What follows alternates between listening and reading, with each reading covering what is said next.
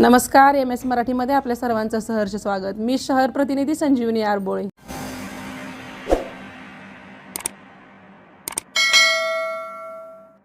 Sir, आपण केळीला हमी भाव देण्यासाठी काही ठोस निर्णय घेणार आहात? तर हे बघा, आता प्रश्न असा झालाय, आता जे काय आता मीटिंग मध्ये चर्चा झालेली आहे त्याच्यामध्ये पहिला जे काय अडचणीत आणि अडकलेले लोक आहेत त्यांना पहिला आम्हाला मोकळं करतो आणि मुख्यमंत्री, उपमुख्यमंत्री, कृषी मंत्री, आमचे आमदार मंडळी हे आम्ही त्याचा विचार करतोय काय करता येईल ते।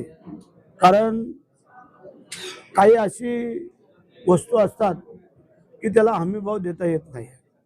गुळामध्ये जे नाशवंत फळं ज्याला धरलेले जातात असं आहे। त्यामध्ये आमच्या आंब्याला पण मागतायत, नाही देता आला, परंतु आम्ही विचार करतोय की यांच्यात जर याच्यात समाविष्ट करता येऊ शकतो का। पण काही शेतकरी आत्महत्या करण्याच्या भूमिकेवर आहेत, यावर आपलं काय मत असेल? आत्महत्या होऊ नयेत म्हणूनच आज आमचा दौरा आहे आणि आम्ही जे काही मीटिंगा लावतोय ते शेतकऱ्यांसाठी लावतोय की शेतकऱ्यांनी आत्महत्या करू नये, त्यांचे जे काही नुकसान आहे ते भरून द्यावं, ह्या हेतूसाठी आम्ही प्रयत्न करतो।